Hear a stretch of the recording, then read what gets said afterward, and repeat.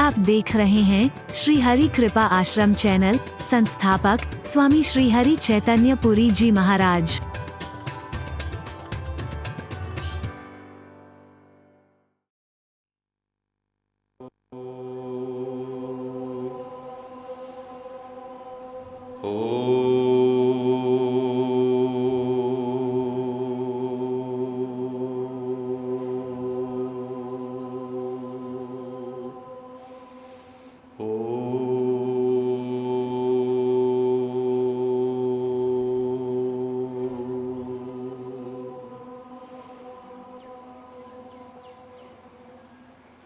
त्वमेव माता च पिता त्वमेव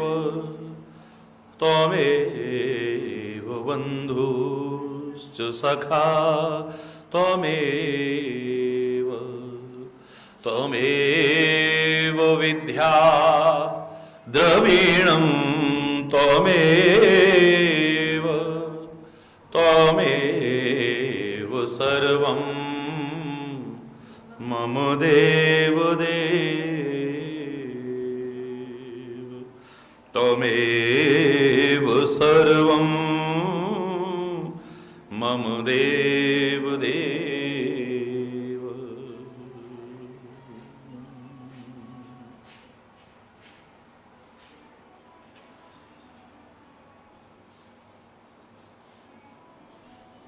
बोले लखन मधुर मृदुबानी, बोले लखन मधुर मृदुबानी, ज्ञान विराग भगति रस सानी, ज्ञान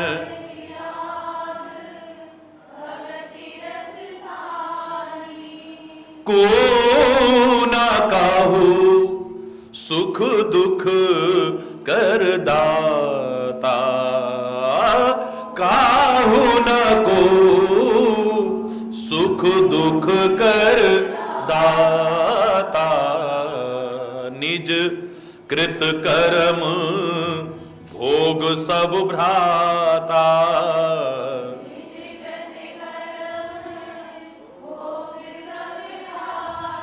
जोग वियोग भोग भल मंदा, जोग वियोग भोग भल मंदा, हित अनहित मध्यम भ्रम फंदा, हित अनहित मध्यम भ्रम फंदा, जन्म मरण जह लगी जग जालू, जन्म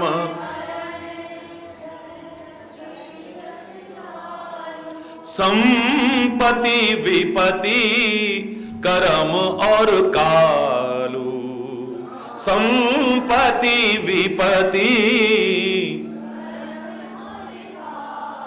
धरनी धाम धन पुर परिवारो, धरनी धाम धन सरग नरक जहाँ लग व्यवहारू, सरग नरक जहाँ लगी व्यवहारू, देखिए सुनिए गुनिए मन माही, देखिए सुनिए गुनिए मन माही, मोह मूल परमारथ नाही, मोह मूल परमारथ नाही, सपने होए भिखारी नृप, सपने रंकनाक पति हो,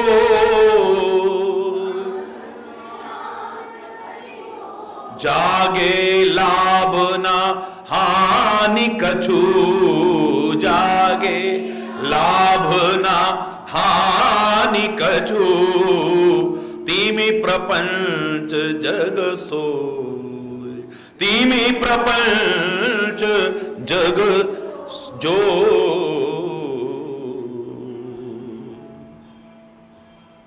जय जय नारायण नारायण हरि हरि, जय जय जय जय नारायण नारायण हरि हरि, जय जय नारायण नारायण हरि हरि, हरि बोल हरि बोल हरि बोल हरि बोल हरि बोल हरि बोल हरि बोल हरि बोल हरि बोल हरि बोल।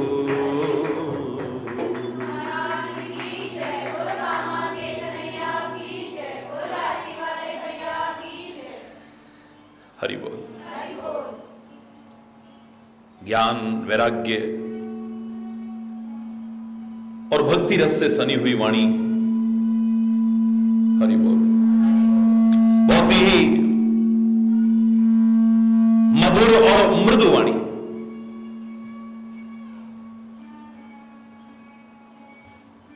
निषाद को माध्यम बना करके समस्त संसार के लोगों का विषाद दूर करने के लिए लक्षण के धाम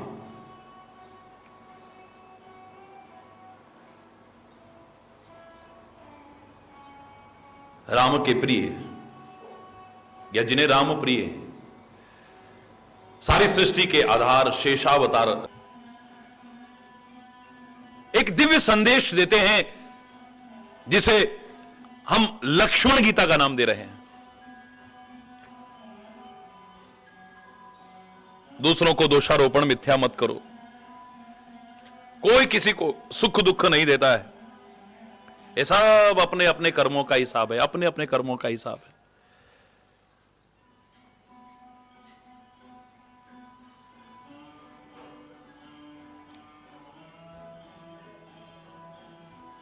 हम जो अच्छे करते हैं तो, बुरे करते हैं तो, अब के हैं तो, चाहे पूर्व के हैं तो, जानबूझ के करते हैं, अनजाने में हो जाते हैं तो हमें अपने कर्मों का ही फल भोगना पड़ता है, कोई और हमें सुख दुख नहीं दे सकता है।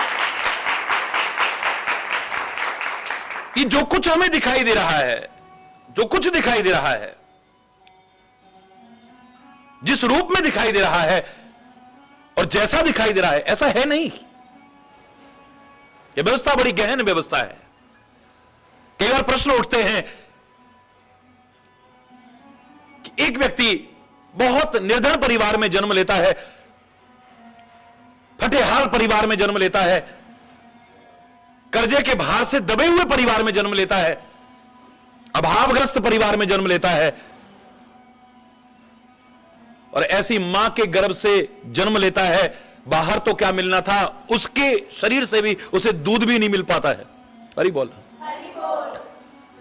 और एक व्यक्ति पैदा होता है, सारे साधन संपन्न परिवार में पैदा होता है, हर सुख सुविधा के बीच पैदा होता है। आखिर क्या कारण है? एक व्यक्ति बड़े अच्छे कर्म करके जाता है, बड़ा अच्छा जीवन जीता है, लेकिन अपने मां बाप का कर्जा उतारते उतारते परेशान हो जाता है। एक मां बाप बहुत अच्छे हैं तो औलाद कुछ ऐसा करती है कि उसके कर्मों का भार ढोते ढोते मां बाप दुखी हो जाते हैं। कर्म कोई करता है, भोगता कोई है। गलती कोई करता है, भोगता कोई है। कितने उदाहरण आपको रामायण में भी कहा, जब तक पूर्ण जानकारी नहीं थी, और करे अपराध कोई और पाप फल भोग। अपराध कोई करता है और फल कोई भोगता है। अति विचित्र भगवंतवती को जग जाने जोग, कौन जानेगा? मां बाप इतने सज्जन हैं, इतने धार्मिक हैं, घर में कलेश हुआ और बहू ने जाकर के सबका नाम लिखा दिया, कोई गलती नहीं थी किसी की, और लिखा दिया जाओ दहेज मांगा इन्होंने। मां बाप घर में भी नहीं थे, बड़े भाई घर में भी नहीं थे, जेठ जेठानी घर में भी नहीं थे, नंद नंदेव कभी आए भी नहीं थे उनके घर में, सबका नाम लिखा और सब जेल में पड़े। हरि बोल। वाह, ये कानून समाज में दहेज प्रथा को रोकने के लिए बने, बड़ी अच्छी बात है।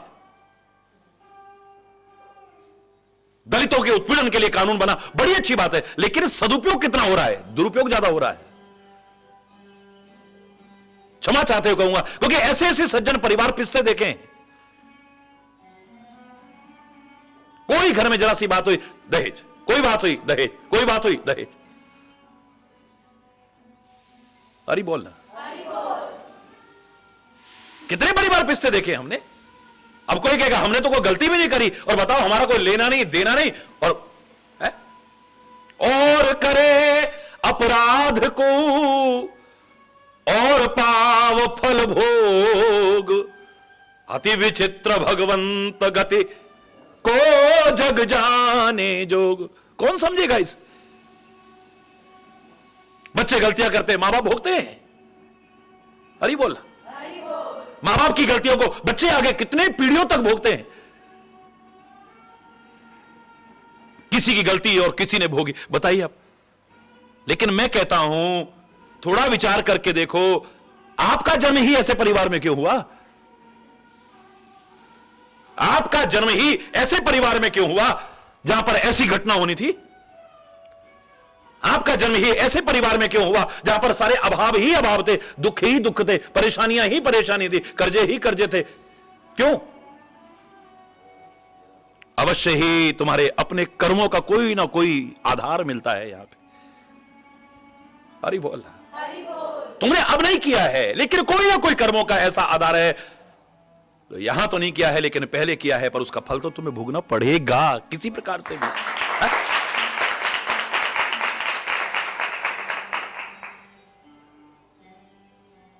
सब हिसाब चुकता हो रहे हैं।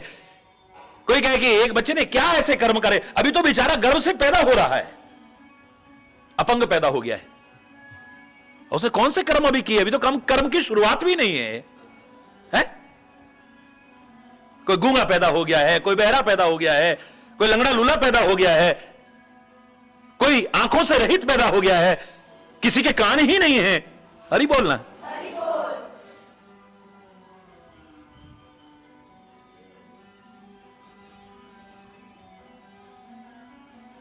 विचार करो, अभी तो कर्मों का क्रम भी शुरू नहीं हुआ है। अभी ये बेचारा क्या कर्म, गर्भ से अभी तो बाहर आया है, इसलिए कौन से ऐसे कर्म किए होंगे?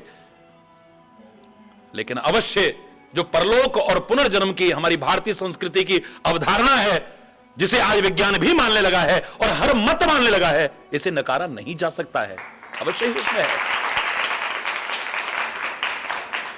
और ये परलोक और पुनर्जन्म की जो अवधारणा है, अगर ये दृढ़ता से हमारे अंदर आ जाए, मैं दावे से कह रहा हूं समाज में जितनी विकृतियां हैं, जितने विकार हैं, जितनी बुराइयां हैं, सब क्षण भर में दूर हो जाएंगी।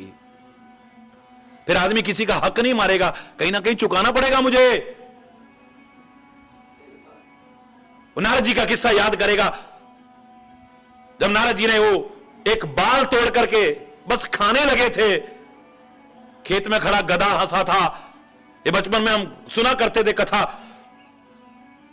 नारद जी से रहा नहीं गया, गधे से पूछा क्यों हंस रहे हो? बोले भैया एक बार मैं इधर खेत से निकल रहा था पिछले जन्म में, ये संत के दर्शन का प्रभाव है, मुझे अपने पिछले जन्म की याद आ गई है।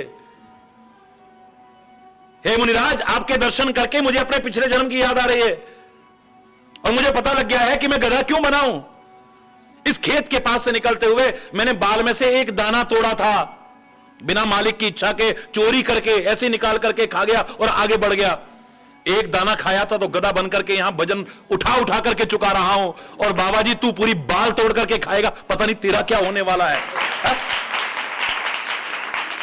ये सब हिसाब किताब चुकता हो रहे हैं। गर्भ में आया है बच्चा, अभी जन्म भी नहीं हुआ है, हजारों लाखों रुपए खर्च हो गए और उसके बाद बच्चा भी नहीं बचा। हरि बोलना। भगवान ना करे किसी के साथ ऐसी घटना हो। क्या ये कर्जा नहीं चुका है?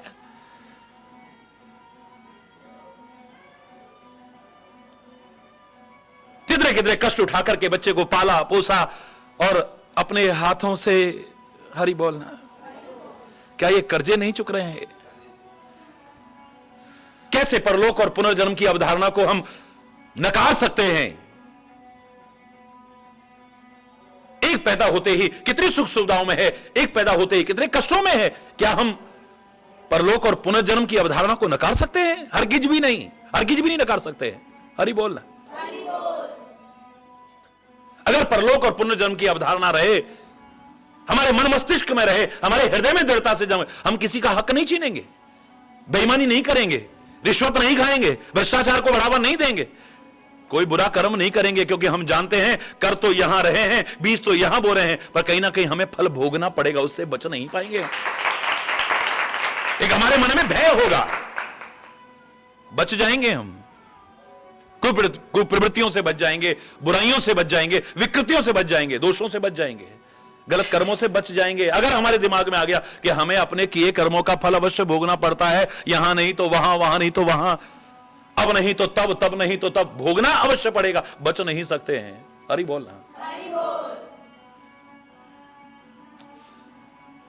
एक ही पंक्ति में गीता के 6 अध्याय में जो कर्म योग भरा हुआ है, इसको समेटने की कोशिश की है। को न काहू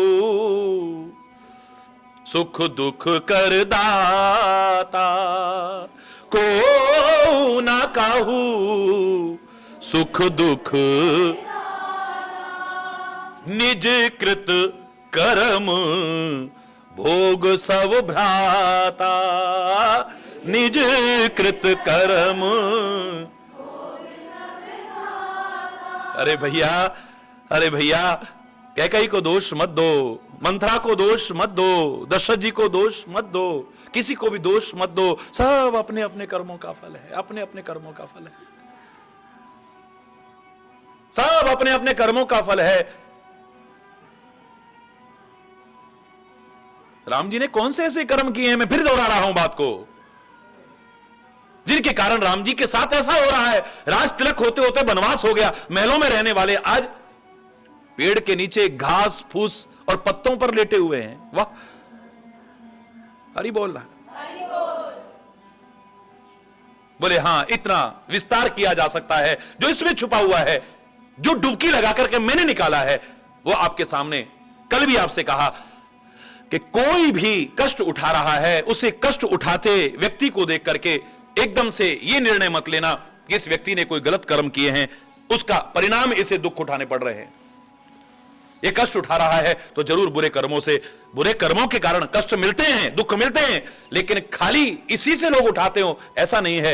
एक व्यक्ति अपने बुरे कर्मों से कष्ट उठाता है और एक व्यक्ति दूसरों को सुख पहुंचाने के लिए रात दिन कष्ट उठाने की कोशिश करता है। संत जो कष्ट उठाता है, संत जो कष्ट उठाता है, महापुरुष जो कष्ट उठाता है, सदगुरु जो कष्ट उठाता देखा जाता है, हमारे अवतार भी इतने कष्ट उठाते देखे गए हैं, हमारे शहीदों ने इतने अपार कष्ट उठाए, वो सब दूसरों को सुख पहुंचाने के लिए है, अपने किन्हीं कर्मों के कारण नहीं है। ये कोई हमारा जन्म तो कर्मों पर आधारित है, हमारा बैलेंस शीट आता है, उसके अनुसार हमें जिस योनि में जाना होता है, हमें मजबूरन वहां पर शरीर धारण करना पड़ता है। लेकिन परमात्मा के अवतार पहले ही शंका को निर्मूल सिद्ध कर दिया है। भगवान का जो प्राकट्य हुआ है, यहां जन्म नहीं कहा है, भले प्रगट कृपाला दीन दयाला, प्राकट्य हुआ है भगवान का, ये प्रगट हुए हैं, और वो जो उनका प्राकट्य हुआ है वो अपने बुरे कर्मों के कारण इस दुनिया में नहीं आए हैं। हरि बोलना। निज इच्छा निर्मित तन, हरि बोलना।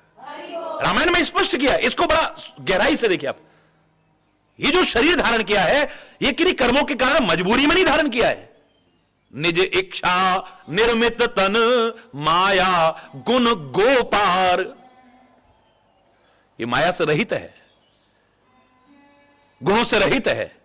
गो माने इंद्रियां, इंद्रियों से रहित है, क्योंकि मेरे परमात्मा जो तुम इंद्रियों से करते हो, वो बिना इंद्रियों के भी सारे कार्यों का निष्पादन कर सकते हैं, उनके लिए कोई संभव नहीं। जिन्हें इंद्रियों से तुम कार्य करते हो, वो किसी भी इंद्रिय से किसी भी कार्य को कर सकते हैं और बिना इंद्रियों के भी कार्य कर सकते हैं। बिन पग चलई, सुनई बिन काना। हरि बोल। ये जो अवधारणा रखी गई हमारे सामने, कर बिन कर्म करई विधि नाना, सहज घ्राण बिन बास असेखा है। हरि बोल। वाणी बिन बक्ता बड़ जोगी। हरि बोल। वो बिना आंखों के भी सब कुछ देख सकता है, बिना कानों के भी सब कुछ सुन सकता है, बिना नासिका के सब कुछ सूंघ सकता है, बिना वाणी के भी बहुत महान वक्ता बन सकता है, बिना पैरों के भी कहीं चल करके जा सकता है, बिना मन मस्तिष्क के भी विचार कर सकता है। वो किसी भी इंद्रिय के अभाव में हर कार्य का निष्पादन कर सकता है और किसी भी इंद्रिय से किसी भी कार्य का निष्पादन कर सकता है। आप कहोगे स्त्री ही संतान पैदा करती है। अरे सारी सृष्टि को पैदा करने वाले ब्रह्मा को उसने अपनी नाभि में से पैदा कर दिया, उसके लिए कौन सा मुश्किल है? है? उसको क्या आवश्यकता है? क्या आवश्यकता है? इन महापुरुषों के लिए, इन अवतारों के लिए, यहां तक कि संतों महापुरुषों के लिए कुछ भी असंभव नहीं है, कुछ भी असंभव नहीं है। और ऐ मानव, अगर मर्यादाओं के, गुणों के, दिव्यताओं के उस चरम स्थल पर तू भी पहुंच जाए तो तेरे लिए भी कुछ असंभव नहीं है।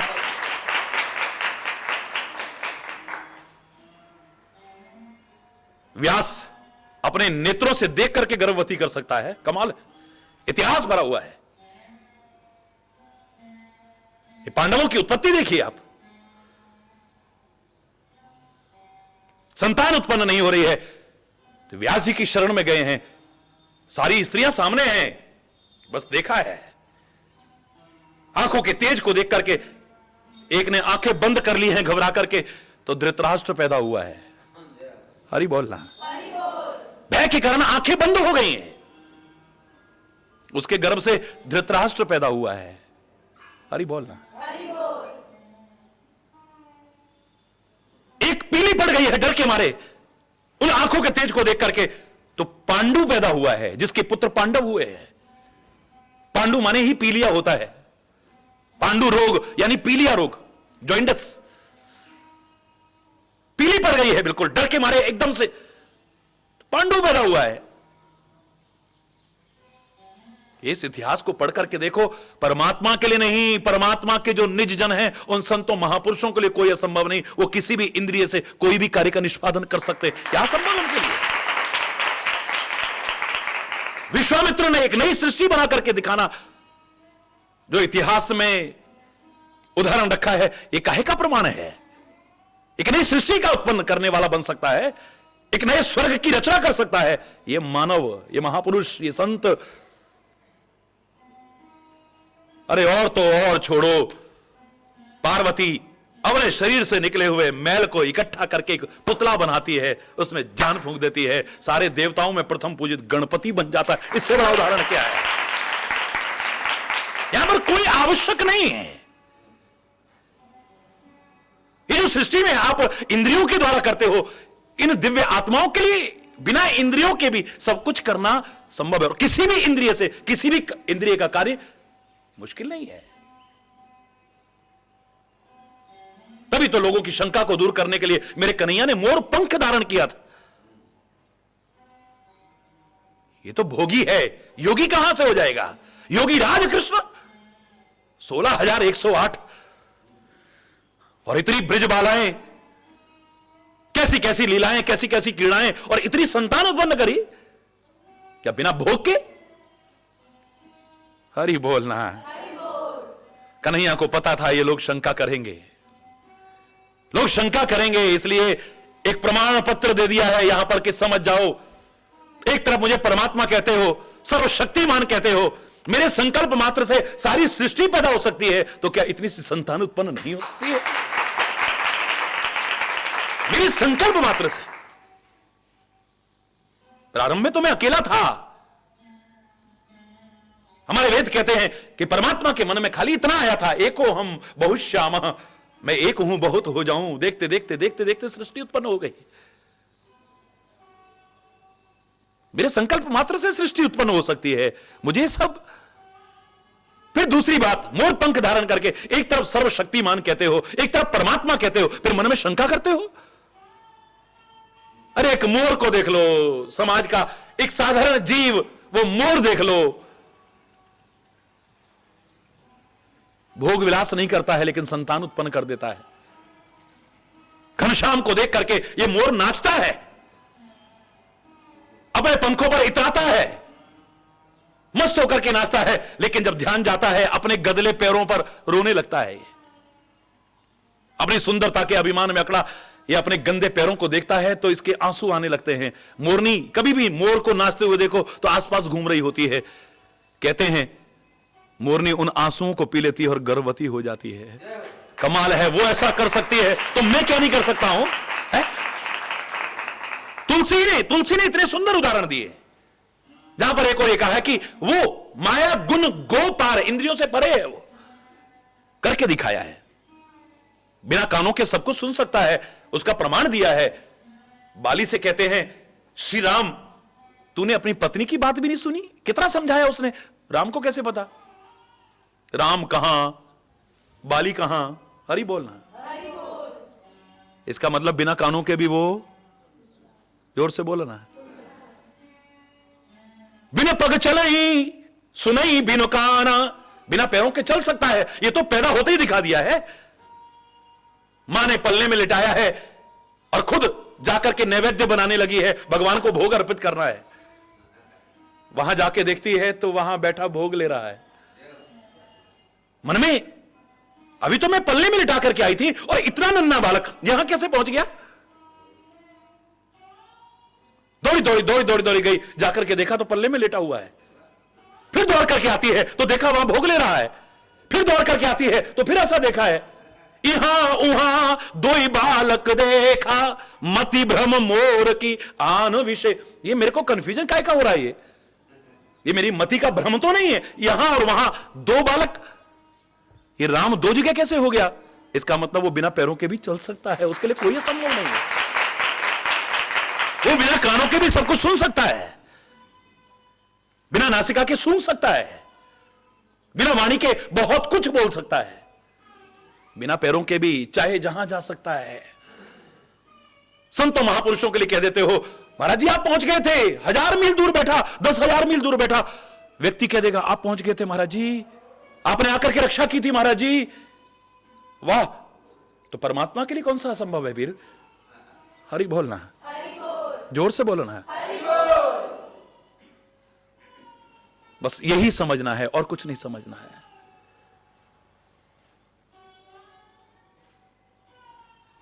उसका विधान, उसका न्याय, उस सारी व्यवस्था पर कहीं भी कोई उंगली नहीं उठा सकता है।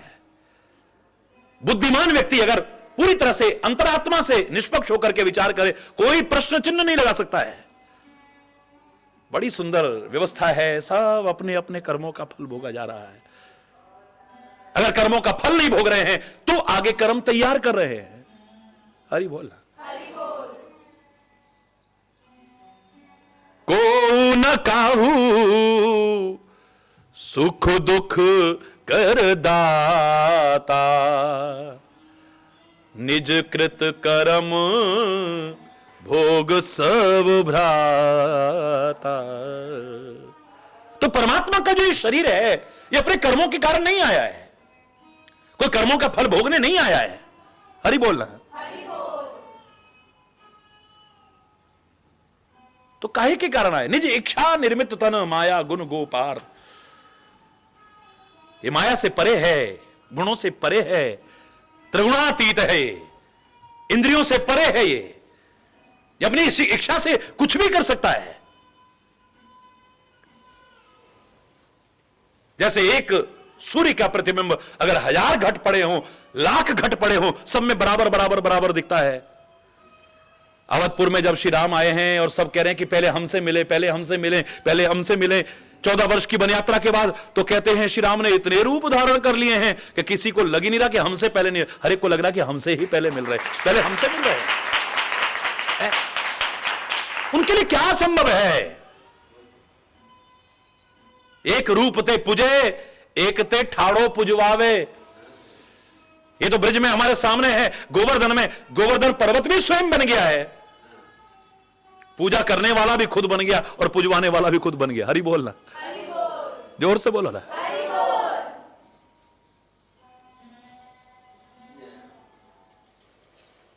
कभी गोवर्धन पर्वत के रूप में आकर के खुद कन्हैया पूजने वाला बनता है और पुजवाने वाला भी खुद भी बन जाता है। हरि बोलना। कभी चैतन्य महाप्रभु के रूप में अवतार लेकर के आता है, भक्ति का एक सुंदर उदाहरण हमारे सामने रखता है, भक्ति भी करता है और भगवान भी खुद है। वाह, क्या बात है, क्या बात है। हरि बोल।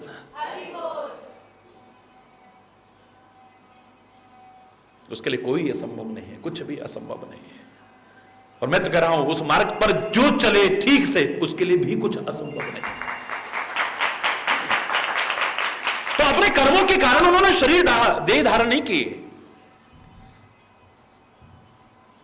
भगत हेतु अवतरेउ प्रभु, काहे के लिए आए हैं? अपने निज धाम से उतर करके, इतने उच्च पद से नीचे उतर करके मानवों के बीच मानव बन करके आए हैं। काहे के लिए? भगत हेतु अवतरेउ प्रभु। खाली राक्षसों को मारने के लिए नहीं, मैं नहीं मानता।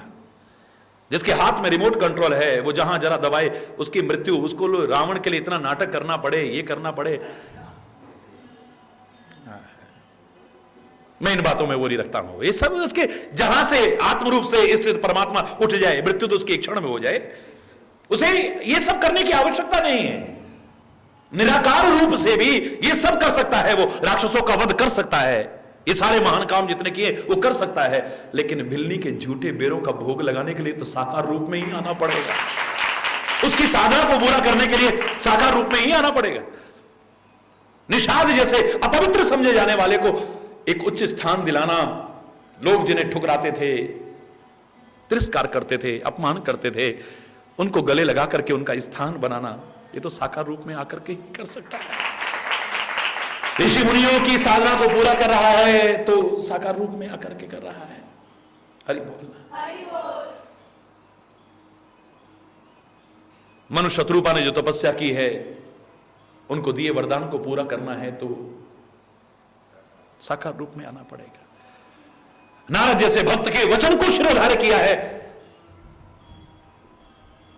उसके अहंकार के उत्पन्न हो रहे बीज को खत्म करने के लिए प्रभु ने जो विश्व विमोहनी का स्वयंवर रचा, विवाह नहीं होने दिया है, तो हरि बोल रहा है। क्रोध में आकर के श्राप देता है। वो श्राप भगवान के लिए क्या श्राप और क्या वरदान।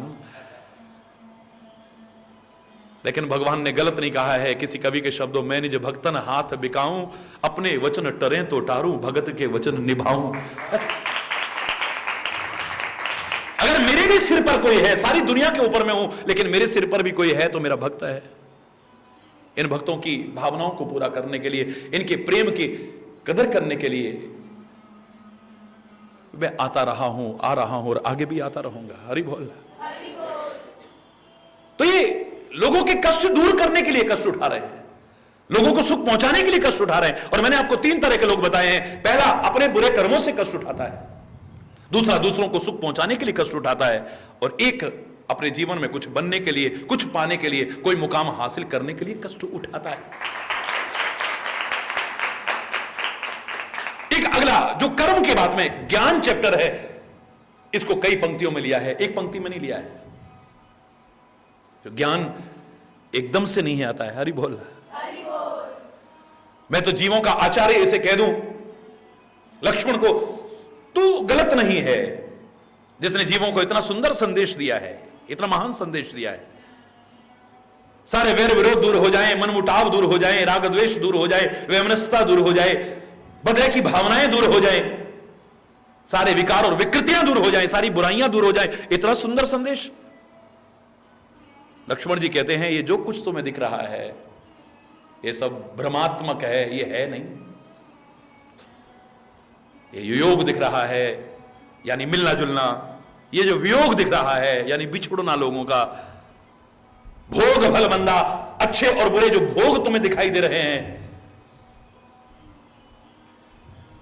जन्म मरण जहां लग जग जालू, ये जन्म मरण जैसे संसार के जंजाल जो तुम्हें नजर आ रहे हैं। हरि बोलना। संपत्ति विपत्ति कर्म और कालू, ये संपत्ति विपत्ति कर्म और काल, ये सब जो तुम्हें दिखाई दे रहे हैं, धरनी, धाम, धन, पुर परिवारू, स्वर्ग नरक, जह लग व्यवहारू, देखिए सुनिए गुनिए मन माही। जो तुम देख रहे हो, जो तुम सुन रहे हो और जो तुम विचार कर रहे हो, मोह मूल, ये सब नाटक है, नाटक। ये सच्चाई नहीं है, ये सच्चाई नहीं है, ये मोह मूल परमार्थ है, इसमें कहीं भी सत्यता नहीं है। अब एक व्यक्ति ने प्रश्न किया, महाराज जी अगर ये सच नहीं है तो हम अपनी जगी हुई हालत में देख रहे हैं, अपनी आंखों से, अपनी आंखों से देख रहे हैं, जगी हुई हालत में देख रहे हैं, होशो हवास में देख रहे हैं, और जो देख रहे हैं इसे हम झूठ कैसे मान लें? अरे कानों सुना एक बार झूठ हो सकता है, लेकिन आंखों देखा हुआ, अरे बोलना, इस संसार को, संसार के व्यवहार को, इस संसार का सब कुछ जो देख रहा है, इसे आप एकदम से नकार दे रहे हो कि ये सत्य है ही नहीं, ये सब असत्य है? भगवान शंकर ने अपने सारे जीवन का अनुभव एक पंक्ति में इन्हीं बातों को कह दिया, उमा कहूं मैं अनुभव अपना, सच हरि भगत भजन जगत सब स्वप्ना। जैसे सपना असत्य है, बोले जितना संसार और संसार के व्यवहार तुम्हें दिख रहे हैं, ये सब सपने की तरह असत्य है, इनमें कोई सार नहीं। कहना बड़ा सरल है, लेकिन अंदर उतरती नहीं है बात। अरे अपनी जगी हुई हालत में देख रहे हैं, अपनी आंखों को खोल करके देख रहे हैं, होशो हवास में देख रहे हैं, हम कैसे कहते हैं कि ये सब झूठ है? हरि बोल, जोर से बोल है? कैसे इसको असत्य मान ले? तो मैंने कहा भाई, परमात्मा की कृपा से अपने अनुभव के आधार पर मैं इतना कह सकता हूं कि बहुत सी ऐसी चीजें हैं जिनको तुम देखते हो और वो असत्य होती है। जगी हुई हालत में देखते हो, आंखें खोल करके देखते हो और पूरे होशो हवास में देखते हो, फिर भी झूठी होती है। क्या कह रहे हो महाराज जी? मैंने कहा तुम गाड़ी में जाते हो, बस में जाते हो, कार में जाते हो, ट्रेन में जाते हो, ट्रक में जाते हो, किसी भी गाड़ी में जाते हो, जब वो गाड़ी चलती है तो तुम्हें लगता है कि पेड़ दौड़ रहे हैं, बिल्डिंगें दौड़ रही हैं, सड़कें दौड़ रही हैं, सारा कुछ दौड़ रहा है। तुम्हारी आंखें देख रही थी, वही आंखें जो कभी आंखें धोखा नहीं खाती थी, जिनके लिए तुम दावे भरते थे, हमारी आंख धोखा नहीं खा सकती, अपनी आंखों से देखा है हमने। अरे बोलना, तुम्हारी आंखें देख रही हैं कि सारे पेड़ दौड़ रहे हैं, जमीन दौड़ रही है, सड़कें दौड़ रही हैं, बिल्डिंगें दौड़ रही हैं। जगे हुए थे तुम, होशो हवास में बैठे हुए देख रहे थे, उन्हीं आंखों से देख रहे थे जो कभी धोखा नहीं खाती थी। तो बताओ तुम्हारी आंख धोखा खाती है कि नहीं? क्या वो पेड़ दौड़ते हैं? क्या वो बिल्डिंगें दौड़ती हैं? क्या वो सड़कें दौड़ती हैं? क्या वो जमीन दौड़ती है? क्या वो आकाश दौड़ता है जो दौड़ता हुआ नजर आ रहा था? बिल्कुल जैसे ये सब दौड़ता नहीं है, दौड़ते तुम हो। ये असत्य भी तुम्हें सत्य जैसा लग रहा है, ऐसे ही दुनिया असत्य होते हुए भी तुम्हें सत्य जैसी लग रही है। और ये कब तक होता है? जब तक अज्ञान है। जब ज्ञान हो जाता है तब नहीं। जैसे अंधकार जब तक है तब तक रस्सी भी तुम्हें सर्प की तरह डराती है। सर्प लगती है और लगती नहीं, डराती है, उससे बच के निकलते हो। तो सांप है ये, तो सांप। हरि बोल। तुम्हें सर्प लगेगा, रस्सी तुम्हें डराएगी वो रस्सी, लेकिन कब तक? जब तक अंधेरा है। जैसे ही उजाला होगा, जैसे ही प्रकाश होगा, वो तुम्हारा जो असत्य भ्रम था वो दूर हो जाएगा। हरि बोल। अब जो तुम्हारे मन में डर आया था वो डर है तेरी का, हम सांप समझे बैठे, रस्सी है यार। अब तो अपने पैरों से रोनते हुए जाओगे। हरि बोल। अब तो उसे हाथ से पकड़ भी लोगे। अब तुम्हारा डर भी खत्म हो गया, वो सारा जो मिथ्या भ्रम हुआ था वो भी खत्म हो गया है। जैसे अंधेरे में ही ये भ्रम हो रहा था, उजाला होते ही दूर हो जाता है, ऐसे अज्ञान के अंधकार में ही ये सारे भ्रम हो रहे हैं। जब ज्ञान का उजाला होता है सारे भ्रम दूर हो जाते हैं। फिल्में कभी देखी नहीं, लेकिन बचपन में मुझे याद है कि पूरा परिवार लेकर के गया था, संपूर्ण रामायण एक आई थी। हरि बोल। मेरे को याद है अभी तक। और जब पूरी देख करके बाहर निकले थे तो मैंने ये कहा था, ऐसे लग रहा है जैसे पिट के आए हो भीतर से, आंखें ऐसी हो जाती थी बिल्कुल। अरे बोलना है। अभी तक वो घटना याद है मेरे को, अभी तक घटना याद है। और उस घटना को आज मैं याद करता हूं, एक इतना दिव्य संदेश आता है सामने। उस पर्दे पर, पिक्चर हॉल के अंदर आपको लोग नाचते हुए नजर आते हैं, दौड़ते हुए नजर आते हैं, कूदते फांदते नजर आते हैं, एक दूसरे से प्यार करते हुए नजर आते हैं, लिपटते झिपटते नजर आते हैं, लड़ते झगड़ते नजर आते हैं, ईर्ष्या और विरोध करते करते हुए नजर आते हैं। हरि बोलना। ये सारी की सारी गतिविधियां आपको दिखाई देती है नहीं दिखाई देती? बोलो, है? कोई किसी को मार रहा है, कोई मर रहा है, कोई रो रहा है, कोई हंस रहा है, कोई हंसा रहा है, कोई रुला रहा है? पता नहीं क्या क्या क्या क्या दिखाई देता है। लेकिन कब तक? जब तक पिक्चर हॉल के अंदर अंधेरा है। जब तक अंधेरा है तब तक वो असत्य भी तुम्हें सत्य जैसा लगता है कि नहीं लगता है? बोलो, अगर तुम्हें वो सत्य न लगता तो किसी दृश्य पर तुम्हारे अंदर एकदम जोश आता है, किसी दृश्य को देख करके आंखों में आंसू आ जाते हैं, किसी दृश्य को देख करके हंसने लगते हो। तो सच न लग रहा होता तो ये तुम्हारी इस प्रकार की भंगिमाएं कैसे बदलती रहती? बोलिए। लेकिन तुम भी जानते हो कि क्या वहां लोग लड़ रहे हैं? कोई क्या वो कूद फांद रहे हैं? वो क्या वो मर्डर कर रहे हैं? अगर सच में ऐसा हो तो फिर पता नहीं क्या हो जाए। ये सब कुछ जो तुम्हें असत्य होते हुए भी तुम सब जानते हो ये असत्य है, लेकिन सत्य लग रहा है। पर कब तक? जब तक पिक्चर हॉल के अंदर अंधेरा है।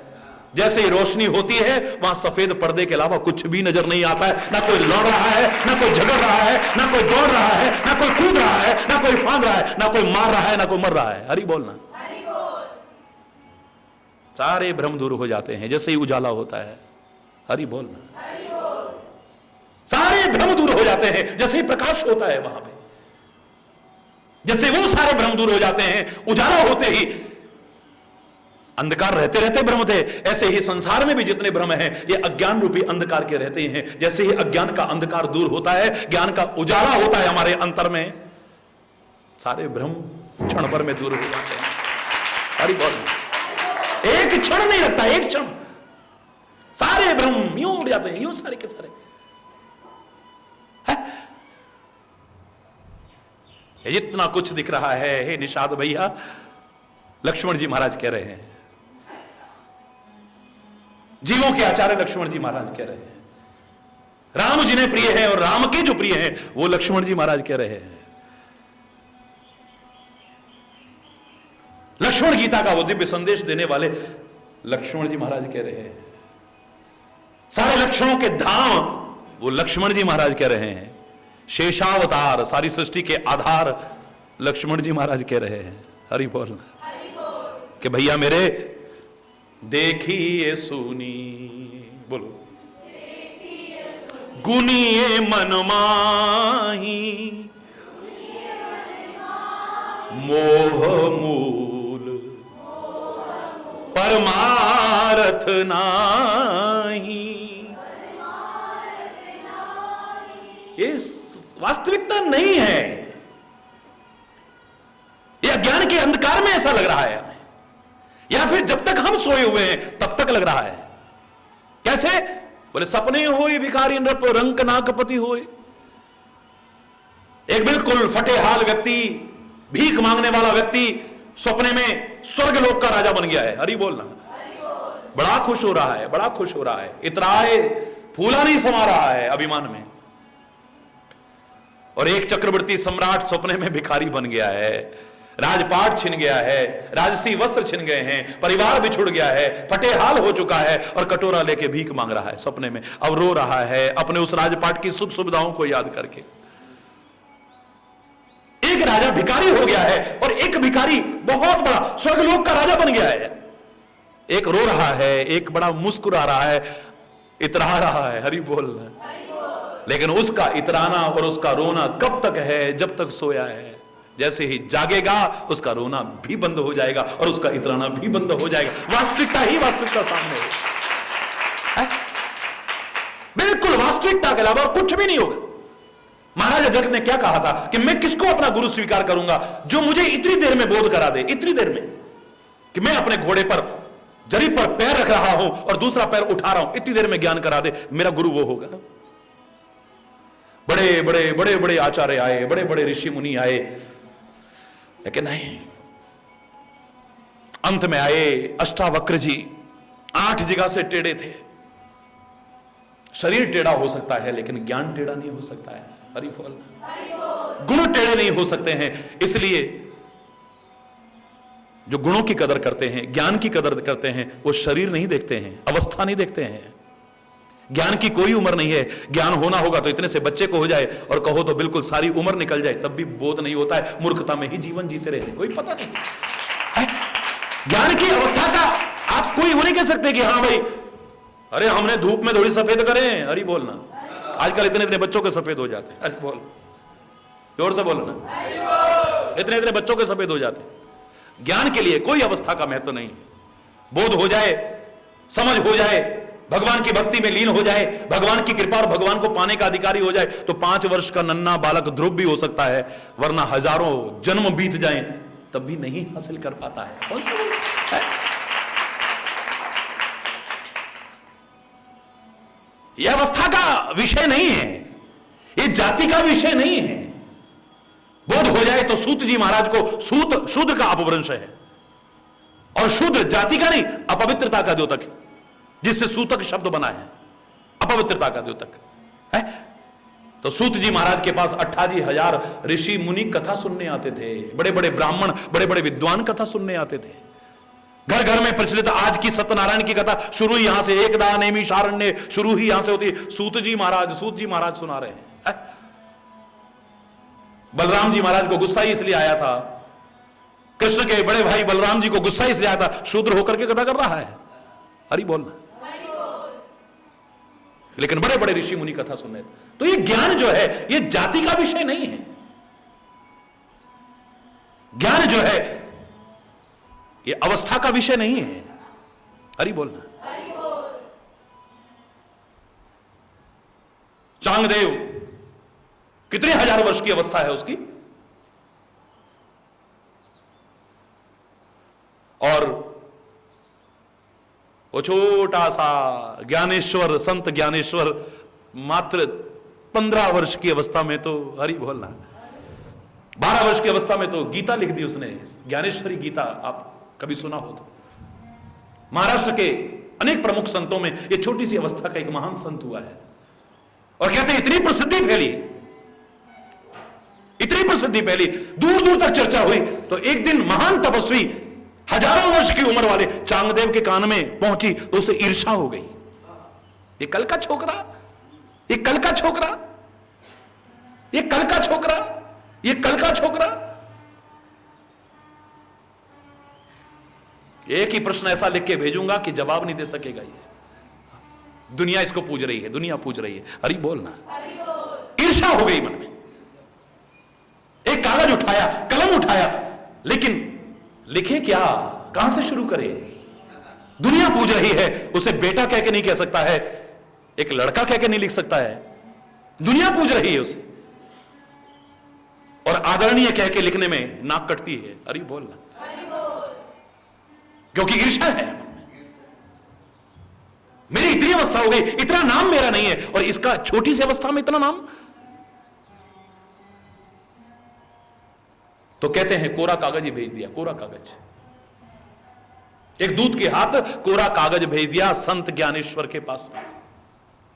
लिख नहीं पा रहा कुछ, क्या लिखे, देखते क्या जवाब देता है।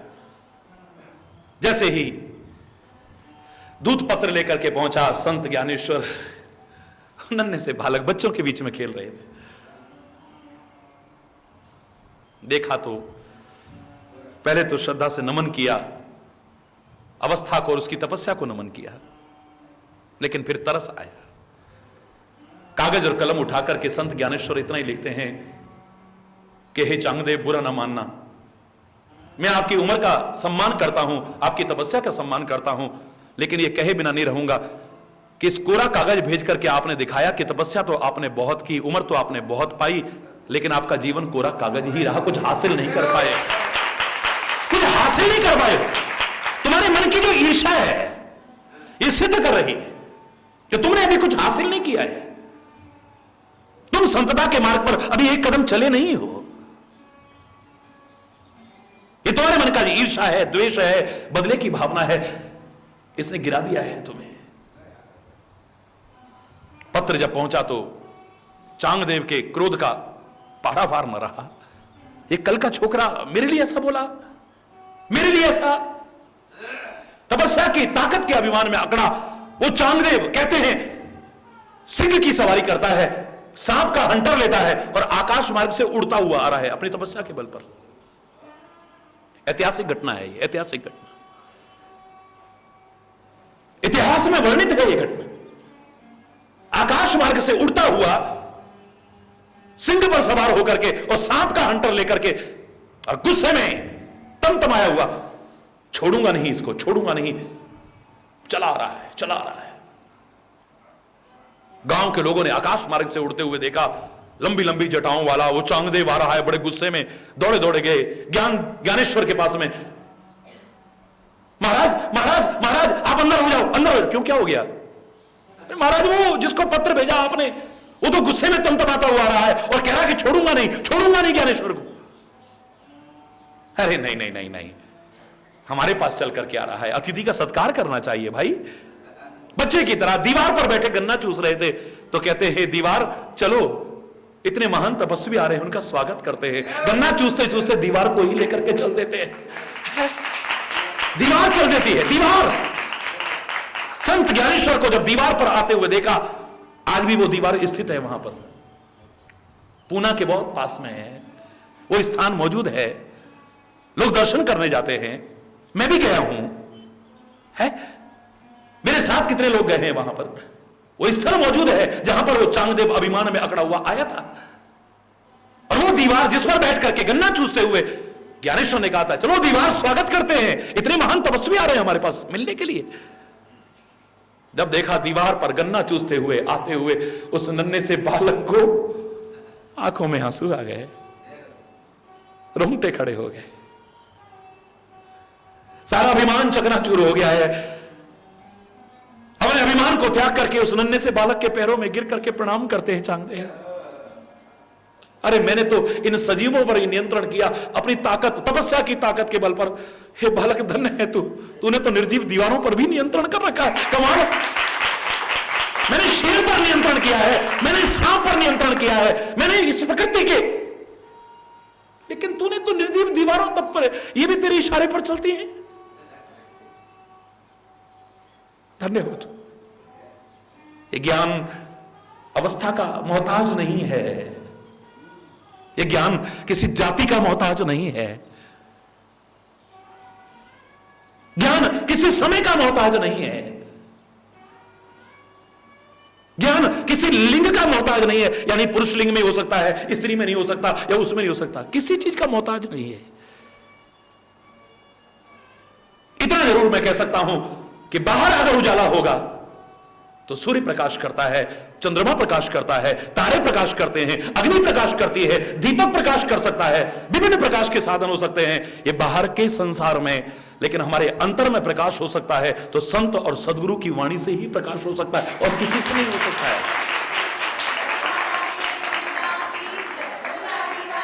और जब वो प्रकाश होता है, जो असत्य हमें सत्य लग रहा था, जिसके कारण हम भ्रमित थे, जिसके कारण हमारे मन में ईर्ष्या आ रही थी, जिनके कारण हमारे मन में बदले की भावना आ रही थी, हमारे मन में द्वेष आ रहा था, विभिन्न प्रकार की कुप्रवृत्तियां आ रही थी, सब दूर हो जाएंगी।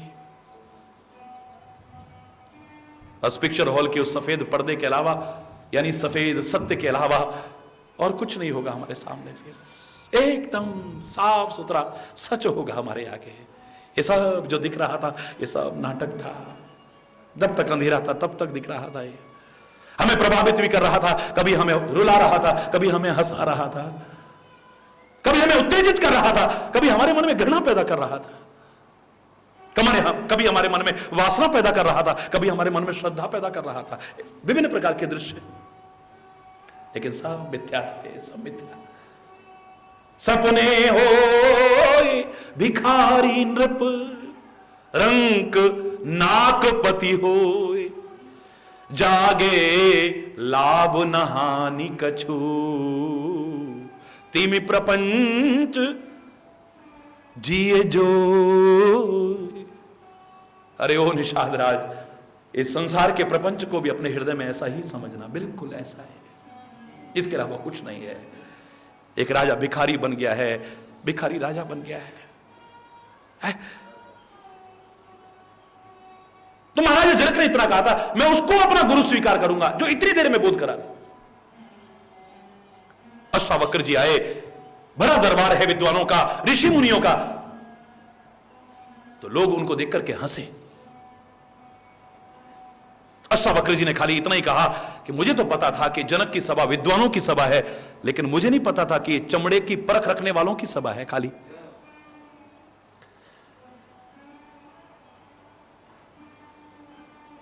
ये खाली चमड़े के काम करने वालों की सभा है, मुझे नहीं पता था। हमको चमड़े का काम करने वाला कहा, बड़े बड़े विद्वानों की भुजाएं फड़क उठी, बड़े बड़े ऋषि मुनियों की आंखें आग बरसने लगी, क्या बोलते हो? अष्टावक्र मुस्कुराते हुए कहता है कि तुम क्यों हंसे? अभी मेरे शरीर को देख करके जो 8 जगह से टेढ़ा था, तुमने खाली मेरे चमड़े को ही देख करके हंसे हो ना। और चमड़े की परख तो चमड़े के काम करने वाले को ही अच्छी होती है। तुमने खाली मेरी चमड़े की परख की है और उसको देख करके हंसे। अगर तुमने मेरा ज्ञान देखा होता तो तुम हंस ना रहे होते, नतमस्तक हो रहे होते। तुमने खाली चमड़ा देखा है और तुम खाली चमड़े की परख रखते हो बस। इतना 8 जगह से टेढ़ा व्यक्ति आए और इतने आत्मविश्वास से भरा हुआ भरे दरबार में विद्वानों की सभा में ऐसा बोले। महाराज जनक सिंहासन से उतरे, चरणों में नमन किया, महाराज अपराध क्षमा हो, पता नहीं आप कौन है? इतना आत्मविश्वास। लोग हीन भावना जरा से टेढ़े मेढ़े पन पे ले आते हैं। 8 जगह से टेढ़े हैं आप, विचित्र से लग रहे हैं, लोग हंसी उड़ा रहे हैं, और आपके आत्मविश्वास में, सेल्फ कॉन्फिडेंस में कोई कमी नहीं है। कौन है आप? बोले ये प्रश्न छोड़ो, तुमने जो प्रश्न पूछना है वो पूछो। जाति न पूछो साधकी, पूछ लीजिए ज्ञान, हरि बोलना। तेरे को जो पूछना है तो वो पूछ, मुझसे क्या पूछता है? मैं कौन हूं? तो अपने प्रश्न का उत्तर ले। जो तेरे मन में शंका है उसको दूर करना। खाली राजा जनक ने इतना ही पूछा जो सबसे पूछता था, वो सच है या ये सच है? हरि बोलना। अष्टावक्र कहते हैं ना वो सच है ना ये सच है, हरि बोलना। आप कैसे कह सकते हैं? आप बता दो किस चीज के लिए पूछ रहे हो? आपने कहा था इतनी देर में ज्ञान, आपके प्रश्न का उत्तर इतना ही होता है, ये सच है या वो सच है। तो मैं कह रहा हूं ना ये सच है ना वो सच है। सच तो कुछ और है। कैसे कह रहे हो? तुम बताओ, किस आधार पर पूछ रहे हो? तब राजा जनक, जो आज तक नहीं बताया था, अब मजबूर हो गए कहने के लिए। एक बार राजसभा में बैठा हुआ था, अचानक मेरी आंखें बंद हो गई, मेरे चमड़ ढूंढ रहे थे, मंत्रीगण बैठे हुए थे, सभासद बैठे हुए थे, प्रजा के लोग आए हुए थे, न्याय व्यवस्था चल रही थी। अचानक बैठे बैठे मुझे झपकी लग गई और मैंने क्या देखा? एक शत्रु ने आक्रमण किया, मेरा राजपाट छिन गया है, मैं जंगलों में भटक रहा हूं, मेरा मुकुट कहां चला गया है, मेरे राजसी वस्त्र सब फट गए हैं। आखिर मैं भूखा प्यासा जहां तहां भटक रहा हूं, मुझे कुछ नहीं मिला, भीख भी मांगी तो नहीं मिला। एक जगह पर एक बर्तन में मैंने देखा कि कुछ है, अभी आगे बढ़ने लगा था कि कुत्ते ने उसमें मुंह मारा, और जैसे उसमें मुंह मारा उसका मुंह फंस गया। वो निकालने की कोशिश करता है तो मटका फूट जाता है, उसमें भी जो था वो भी मेरे हाथ नहीं आया। बस अचानक मेरी आंखें खुल गई। तो मैं जानना चाह रहा हूं कि वो सच है या ये सच है। एक तरफ मेरे को चंवर ढूंढ रहे थे, मेरी जय जयकार हो रही थी, भाटगण मेरी विरदावली गा रहे थे, जय जयकार हो रही थी, महाराज जनक की वंशावली का वर्णन हो रहा था, इतने मंत्री और सभासद बैठे थे, मेरा मान सम्मान, और दूसरी ओर एक एक टुकड़े के लिए मोहताज। तो वो कहते हैं ना वो सच है, वो भी सपना था, फर्क इतना है कि वो सोते हुए सपना देखा था, ये जगी आंखों से तुम सपना देख रहे हो, ये दोनों ही आ सकते हैं। वो सपना भी आ सकते हैं जो तुमने देखा है, और ये संसार रूपी सपना जो देख रहे हो ये भी आ सकते हैं। सत हरि भजन जगत सब सब, ये भी आ सकते हैं। राजा जनक, ये भी सच नहीं है। इस राज्य के अभिमान में भी अकड़ मत जाना और अपने मार्ग को भूल मत जाना। विचार करते रहना तो क्यों आया है, क्या करना था, क्या कर रहा है, जो कर रहा है वो सही है या गलत है, जो कर रहा है तेरे जीवन का उत्थान करेगा या तेरे जीवन का पतन करेगा। कई बार बहुत सी चीजें नहीं दिखती हैं, फिर भी होती हैं। न दिखने के कारण उन्हें मत नकारना। भगवान नहीं दिखता, हम कैसे मान ले? दूध में मक्खन होता है, नहीं दिखता है। मूर्ख व्यक्ति कह सकता है हम नहीं मानते, समझदार कहेगा हम दिखा सकते हैं निकाल करके। दिखता नहीं है, इतने मात्र से नकारना यह हमारी अल्पज्ञता का परिचय होगा, मूर्खता का परिचय होगा। इस तार में से करंट जा रहा है लेकिन दिख नहीं रहा है, तो इसका मतलब हम स्वीकार ही ना करें। हवा चल रही है लेकिन दिखती नहीं है, महसूस होती है। ठंड पड़ती है, दिखती नहीं है, महसूस होती है। गर्मी पड़ती है, दिखती नहीं है, महसूस होती है। हमारे शरीर में दर्द होता है, दिखता नहीं है, महसूस होता है। गन्ने में रस होता है, मिठास होता है, दिखता नहीं है। हरि बोल रहा। मेहंदी में लाली होती है लेकिन दिखती नहीं है। जो चीज न दिखे उसे स्वीकार न करना, यह तो हमारी अल्पज्ञता का, अज्ञानता का और मूर्खता का ही परिचय होगा। और जो दिख रहा है वो भी हमेशा सच हो, इस भ्रम में भी मत रहना। क्यों? शेष कल आज यहीं पर अगर कोई गलत शब्द निकला हो उसके लिए क्षमा चाहता हुआ अपनी वाणी को विराम दूंगा। एक बार जोर से बोलेंगे, धर्म की, अधर्म का, प्राणियों में, विश्व का, गौ माता की, भारत माता की, गंगा माता की, संत समाज की, भारत की देवियों की, भक्त समाज की।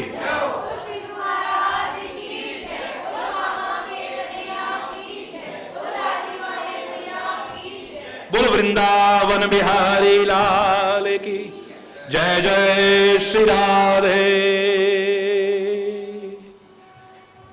श्याम राम राम। हरि बोल, हरि बोल।